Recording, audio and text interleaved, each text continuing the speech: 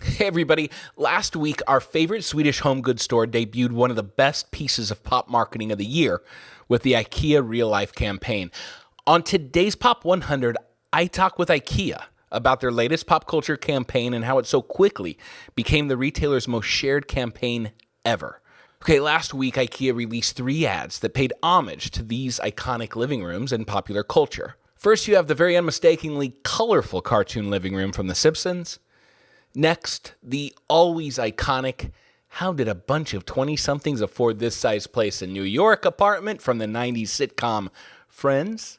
And lastly, the very creepy, I speak to dead people with Christmas tree lights from the upside down living room in Stranger Things Season 1.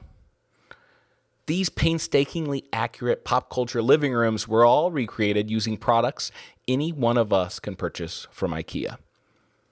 Pretty great, right? But you want to know what's crazy? You weren't even supposed to see them. Yeah, this was a print and poster campaign created by those creative geniuses at Publicis Spain for IKEA in the United Arab Emirates. So how is it that I'm seeing a print ad bought only to be seen by people on the other side of the planet on my local Kansas City morning news show? That there is the power of pop marketing, people. The more I learned about IKEA's campaign, the more excited I got to be able to highlight these case studies for you. So to learn more, I called my friends at Publicis Spain, who IKEA partnered with to bring this campaign to life. And Eduardo said, it may be easier just to talk to IKEA. And before I could say Billy Bookcase, I was introduced directly to Carla, who's the general manager of marketing for IKEA in the UAE and the person at IKEA responsible for bringing this pop marketing campaign to life. Because to really understand how pop marketing works, you need to study both sides of the coin. Not only the audience's reaction, but the why and how it was created by the brand. The first thing I wanted to understand was why popular culture? What insight led them to this idea? Carla said it was pretty simple.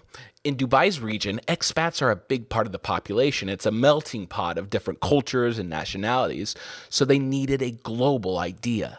Something that would be almost universally understood between many cultures.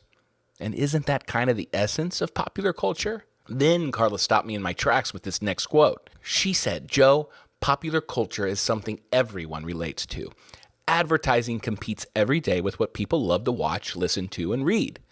There's new content and entertainment coming out every minute. Advertising needs to stop interrupting people and start becoming as fun and as cool as the entertainment world offers. Brands don't need only buyers. First, they need fans. We need to jump more into pop culture and be part of what people love. And I believe this is what the IKEA Real Life series campaign does. Carla, tell it slow. High five.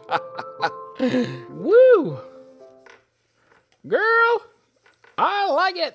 So, according to my best friend Carl over here, they picked those 3 living rooms, Simpsons, Friends, and Stranger Things, from a list of 60. To choose, they scored each iconic room on 2 criteria. 1, how popular the show is, or the scale of it, and then 2, how iconic the living room was within the show.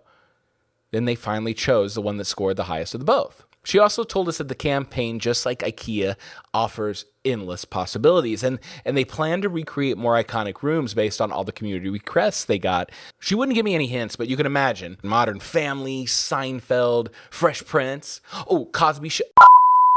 I can't wait to see what's next. And that brings us to my favorite part of this campaign.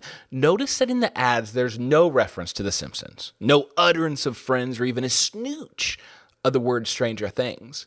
Go ahead and look. You aren't going to find them because this wasn't a licensed partnership. There wasn't a deal with the owners of these shows. No money traded hands with Fox, Netflix, or Warner Media because IKEA created these as an homage, a tip of the hat to these iconic living rooms, not a complete copy.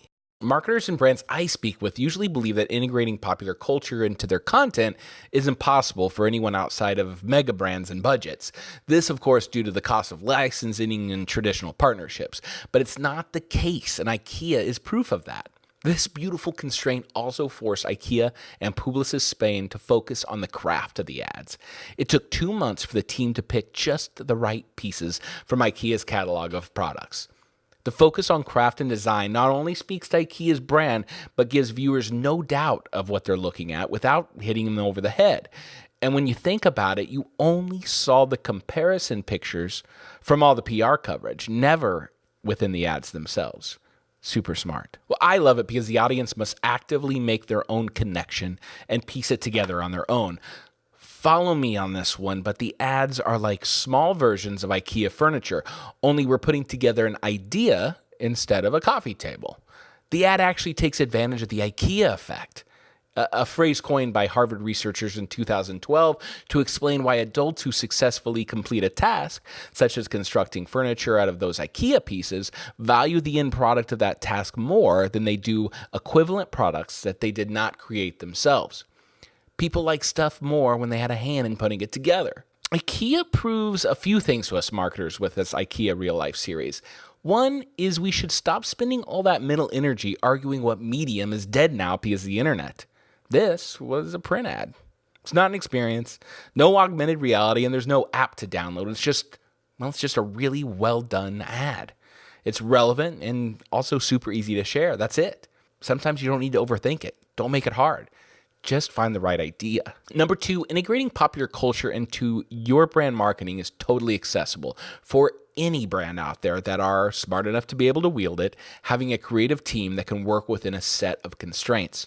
Pop marketing can be for all of us, willing to color outside the lines a bit. And number 3, give your audience the benefit of the doubt, especially if you're integrating popular culture. The IKEA effect doesn't only work for furniture building, but does something similar with ideas. It just feels good to put pieces together ourselves. So to IKEA, and especially to my new friends Carla, Eduardo, and Juliana, of Pop Marketing, salute to all of you for your latest campaign, and we can't wait to see what's next. And here's an open invite. You're always welcome over at this Pop Marketer's living room for fika anytime.